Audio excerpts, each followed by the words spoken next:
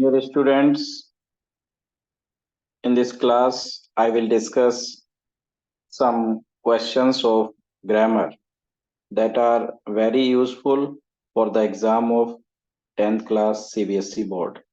Very useful for your upcoming exam that will be conducted on 26th of Feb. So let's start with the first question. Fill in the blank by choosing correct option to complete the sentence. If we blank space one more batsman in our team, we would have won the match. तो students ये जो question है if वाला, इसके regarding मैंने आपको बताया था पहले भी कि अगर इफ वाला सेंटेंस आपका हैड और थर्ड फॉर्म से बना हुआ है तो जो रिजल्ट वाली क्लॉज होती है उसमें वुड हैव और थर्ड फॉर्म होती है। अब रिजल्ट वाली क्लॉज जो है इसमें वुड हैव और थर्ड फॉर्म होनी चाहिए जो कि दी गई है वुड हैव वन। ये वुड हैव वन लिखा हुआ है तो दूसरी साइड में इफ वाली साइड में क्या होना चाहिए था हैड प्लस थर्ड फॉर्म। और हैड वाला ऑप्शन ये बी नहीं है, सी भी नहीं है और डी भी नहीं है। तो आपका आंसर क्या हो गया? आपका आंसर हो गया ये A, had. If we had one more batsman in our team we would have won the match. यदि हमारी टीम में एक बैट्समैन और होता तो हम मैच को जीत गए होते। तो ये आपको बहुत ही इंपॉर्टेंट रूल है, ये आपको ध्यान रखना है। और साथ ही मैं आपको ये भी बता दूं कि अगर इफ वाला सेंटेंस आपका सेकंड फॉर्म या वर्ड से बना हुआ है तो आप दूसरे वाले रिजल्ट वाली क्लॉज में वुड और फर्स्ट फॉर्म का यूज करेंगे, वुड प्लस फर्स्ट फॉर्म का यूज करेंगे। और अगर इफ वाला सेंटेंस आपका फर्स्ट फॉर्म या एस और एस फॉर्म से बना हुआ है, प्रेजेंट इंडेफिनिट में है, तो जो रिजल्ट वाली क्लॉज होगी उसमें विल और शैल प्लस फर्स्ट फॉर्म आएगी। तो इफ से रिलेटेड क्वेश्चन आने के चांस रहते हैं। आपको ये तीनों बातें ध्यान में रखनी है कि अगर इफ वाला सेंटेंस आपका पास्ट परफेक्ट में है तो would have a third form. अगर इफ वाला वर या सेकंड फॉर्म से बना हुआ है तो वुड और फर्स्ट फॉर्म। इफ वाला अगर आपका एस और एस फॉर्म या फर्स्ट फॉर्म में है तो रिजल्ट वाली क्लॉज में विल सेल और फर्स्ट फॉर्म आएगा।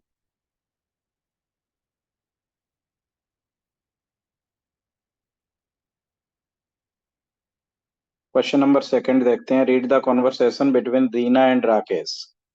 ये नरेशन से रिलेटेड क्वेश्चन है। रीना और राकेश के बीच में कॉन्वर्सेशन हो रही है। Complete the sentence by reporting. अब रिपोर्ट करना है राकेश का रिप्लाई करेक्टली। जैसे रीना ने कहा have you seen three idiots, ये क्वेश्चन पूछा। आपके एग्जाम में एक क्वेश्चन पूछा जाएगा और एक आंसर होगा और उसमें से एक बना हुआ होगा और एक आपको बनाना होगा। तो Reena asked Rakesh if he had seen three idiots, ये इन्होंने असर्टिव सेंटेंस बना रखा है। ये क्वेश्चन है, ये क्वेश्चन है have you seen three idiots और ये यस नो टाइप क्वेश्चन है। ऐसा क्वेश्चन जो हेल्पिंग वर्ब से शुरू हो। और आपको ये ध्यान रखना है कि अगर ऐसा क्वेश्चन है जो हेल्पिंग वर्ब से शुरू है तो उसमें कॉमा इन्वर्टेड कॉमा की जगह देखो इफ लगता है। और हैव सीन का हो गया हैड सीन, क्योंकि प्रेजेंट परफेक्ट जो है ना पास्ट परफेक्ट में चेंज हो जाता है। हैज हैव जब लगा हो ना तो उसको हम कर देते हैं हैड। फिर राकेश ने रिप्लाई दिया, राकेश रिप्लाइड दैट तक लिखा हुआ है। आई सॉ देम, अब आई किसके लिए आया? राकेश के लिए, और राकेश क्या है? एक लड़का, तो इसलिए यहाँ पर हो जाएगा ही। और सॉ जो सेकंड फॉर्म होती है, सेकंड फॉर्म की जगह हेड और थर्ड फॉर्म हो जाती है, क्योंकि ये पास्ट इंडेफिनिट होता है और पास्ट इंडेफिनिट को हम पास्ट परफेक्ट में कर देते हैं। He had seen them yesterday का हो जाएगा the previous day, the previous day, the previous day, in his class, in his class. ये एस्टरडे का प्रीवियस डे, ये कुछ अदर चेंज होते हैं नरेशन में। एस्टरडे है तो प्रीवियस द प्रीवियस डे कर दो, टुडे है तो दैट डे कर दो, और टुमारो है तो द नेक्स्ट डे कर दो, एयर का देयर कर दो, दिस का दैट कर दो, दीज का दोस कर दो। ये चेंजेस होते हैं। टेंस चेंज की बात करें तो एजेएमआर का वॉजवर हो जाता है, हैज ऐप का हैड हो जाता है, विल का वुड हो जाता है, सेल का शुड हो जाता है, कैन का कुड हो जाता है। नेक्स्ट क्वेश्चन देखते हैं, क्वेश्चन नंबर 3।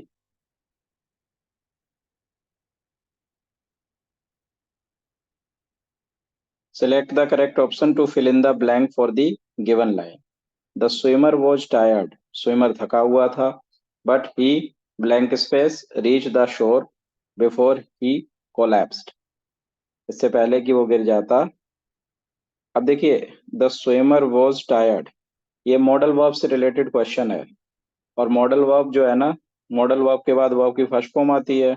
और मॉडल क्या करते हैं, वर्ब के मीनिंग में कुछ ऐड करते हैं, मॉडिफाई करते हैं। सीक्वेंस ऑफ टेंस का ये रूल होता है। जैसे ये टायर्ड, टायर्ड क्या है, सेकंड फॉर्म है। सेकंड फॉर्म आ गई तो आगे भी पास्ट वाला ही मॉडल आएगा। जैसे मैं नहीं आ सकता, विल नहीं आ सकता, दो तो ये कैंसिल ही हो गए। और स्विमर थका हुआ था, लेकिन but he could reach the shore before he collapsed. लेकिन इससे पहले कि वो गिर जाए, वो वहां पहुंच सका था। शोर, किनारे पहुंच सका था, वो किनारे पहुंच सका था। तो कुड, कुड मीन्स क्या होता है, सका। कुड मीन्स क्या होता है, सका। और मस्ट मीन्स क्या होता है, चाहिए। तो यहाँ पर कुड की सेंस आ रही है, पहुंच गया वो। अब क्वेश्चन नंबर 4 देखते हैं। Select the option identifies the error and supplies the correction for the following line. Have you ever learn from a mistake you have ever made. क्या आपने किसी गलती से सीखा है जो आपने की हो। तो देखिए, बिल्कुल आसान है। हैज हैव हैड के बाद थर्ड फॉर्म आती है परफेक्ट टेंस में। हैज है, हैव है, या हैड है। इनके बाद अगर वर्ब की फॉर्म आएगी तो वो थर्ड फॉर्म आएगी। लर्न की जगह लर्नट हो जाएगा, और आपका आंसर बन जाएगा ए। ये प्रेजेंट परफेक्ट का एग्जांपल है। Have you ever learned from a mistake. Question number 5 देख लेते हैं।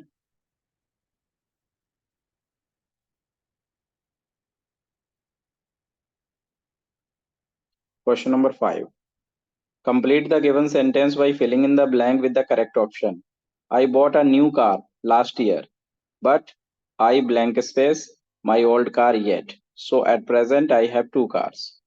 देखिए, बड़ा ही आसान है अगर हर टेंस का इंडिकेटर आपको पता हो। जैसे येट दिख जाए आपको, येट मीन्स होता है अभी तक। येट मीन्स क्या होता है, अभी तक या अब तक, अभी तक।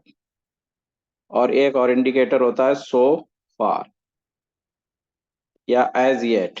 इन तीनों की जो हिंदी होती है वो यही होती है, अभी तक। जैसे ही अगर आपको ये नजर आ जाए इंडिकेटर, तो आप समझ लो कि वो सेंटेंस बनेगा आपका प्रेजेंट परफेक्ट नेगेटिव में। प्रेजेंट परफेक्ट नेगेटिव में बनेगा वो सेंटेंस। और प्रेजेंट परफेक्ट नेगेटिव का ऑप्शन कौन सा है, B. Have not sold. I bought a new car last year, but I have not sold my old car yet. मैंने अपनी पुरानी कार को अब तक नहीं बेचा है, इसलिए एट प्रेजेंट मेरे पास दो कार हैं। और देखिए, लास्ट ईयर ये इंडिकेटर है आपका पास्ट इंडेफिनिट का, सेकंड फॉर्म आ गई है। तो ये चीजें आपको ध्यान में रखनी है। आपके 10 में से 10 मार्क्स आ सकते हैं। And keep watching all the rules, and if you have any doubt you can comment in the comment section. Next question देखते हैं, question number 6। fill in the blank by using the correct form of the word given in the bracket। देखिए ये भी model से related question है और आपको ये ध्यान रखना है कि all the models are followed by first form of the verb. हर मॉडल के बाद, कोई भी मॉडल है उसके बाद वर्ब की फर्स्ट फॉर्म आती है। जैसे neither you nor your sister should talk to them, तो यहाँ पर क्या आ जाएगा, ब्लैंक स्पेस में टॉक आ जाएगा, टॉक। क्योंकि शुड क्या है, एक मॉडल है और मॉडल के बाद फर्स्ट फॉर्म आती है। क्वेश्चन नंबर देखते हैं 7।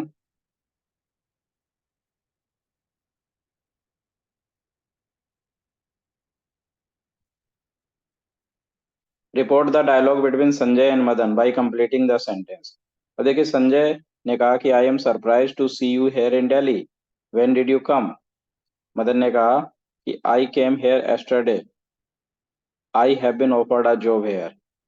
तो पहले तो संजय ने कहा कि Sanjay told Madan that he was surprised to see him there in Delhi and asked when he had come। तो ये दोनों बना दिए हैं। Madan replied that he had come there the previous day and added that, और कहा कि, तो अब बस एक सेंटेंस बचा हुआ है जो उनको बनवाना है। I have been offered a job here, तो I मदन के लिए आ रहा है इसलिए ही हो जाएगा, और हैव का मैंने बताया ही आपको हैड हो जाता है। had been offered offered a job, here का क्या हो जाएगा, देयर। ये अदर चेंजेज होते हैं, हेयर का देयर हो जाता है। ये नरेशन बन गया। नरेशन टॉपिक बहुत ही इंपॉर्टेंट है, उसके सारे रूल आप रिवाइज कर लो। और ज्यादातर इसमें एक क्वेश्चन दिया होता है, एक असर्टिव होता है। असर्टिव को दैट से कनेक्ट करते हैं, क्वेश्चन को क्वेश्चन वर्ड या इफ से कनेक्ट करते हैं।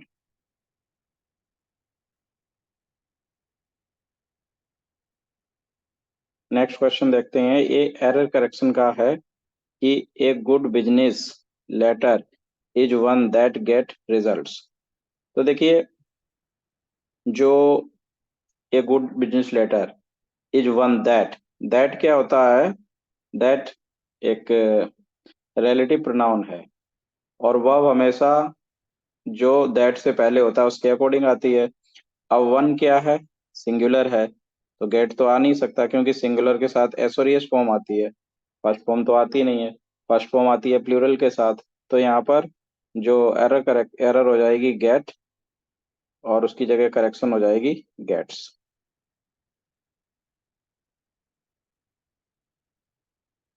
अब क्वेश्चन नंबर 9 को देखते हैं। Transform the following direct speech into indirect speech. He said, उसने कहा, Reena do you want to buy a house in Noida. देखिए कई बार ऑब्जेक्ट जो है ना रिपोर्टेड स्पीच के अंदर आ जाता है, जैसे ये लिखा है रीना, तो इसका मतलब है उसने रीना से पूछा।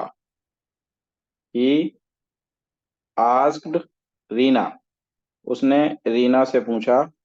अब ये हेल्पिंग वर्ब से शुरू है ना, तो इसको हम इफ से कनेक्ट कर लेंगे।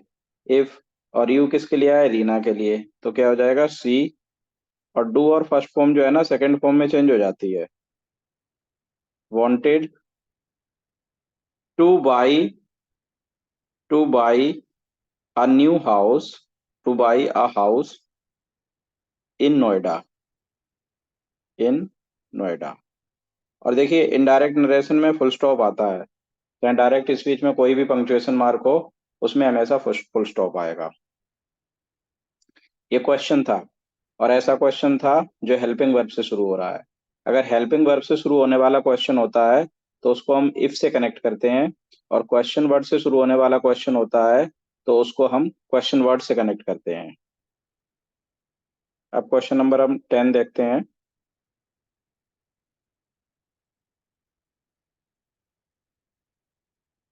इसमें एरर ढूंढनी है सेंटेंस में। He said I will use his car when ever I wanted. उसने कहा कि मैं उसकी कार को यूज कर सकता हूँ जब मैं चाहूँ। देखिए एरर तो इसमें जैसे शुरू में सैड आ गया तो आगे विल तो आ ही नहीं सकता, एरर तो आपकी यही हो गई कि विल नहीं आएगा। अब विल की जगह क्या आएगा, कुछ भी पास्ट वाला मॉडल आ सकता है कि अब उसको परमिशन दे रहे हैं तो परमिशन देने के लिए तो कुड आ जाएगा कैन की जगह। कैन का पास्ट टेंस कुड होता है तो कुड आ जाएगा यहाँ पे। विल की जगह क्या हो जाएगा, कुड हो जाएगा।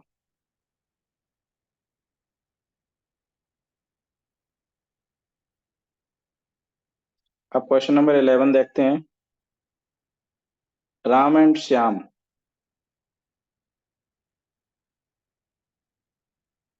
Ram and Shyam are discussing their plans for the weekend.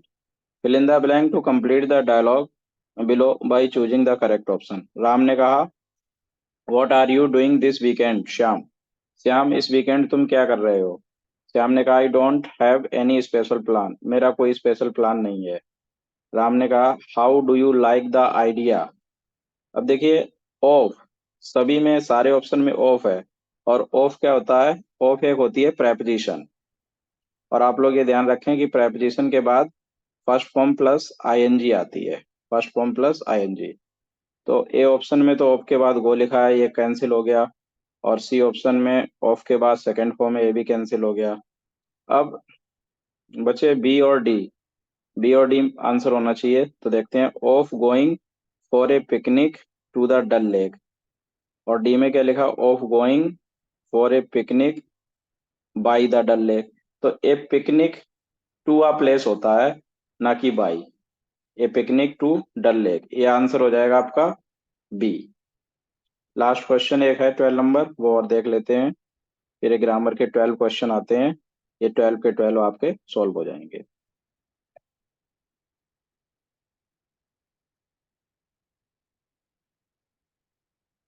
इसमें भी एरर फाइंड करनी है। Identify the error and supply the correction for the following sentence. Every trees have a single woody stem called a trunk which supports a mass of branches carrying leaves। a mass of branches carrying leaves। तो यहाँ पर देखिए, every, ये determiner से related error है। तो यहाँ पर क्या हो जाएगा, एवरी की जगह मोस्ट हो जाएगा। मोस्ट लगाने से क्या होगा, आगे हैव लगा हुआ है वो भी ठीक हो जाएगा। और ट्रीज को भी कुछ चेंज करने की जरूरत नहीं है। Most trees have a single woody stem. अधिकांश ट्रीज में एक सिंगल वुडी स्टेम होता है जिसको ट्रंक कहते हैं, जो सपोर्ट करता है ब्रांचेज को। So dear students, these were the 12 questions related to English grammar that are being asked in 10th class CBSE board. Keep watching this channel. Like, share, comment and subscribe. Thank you. Have a nice day.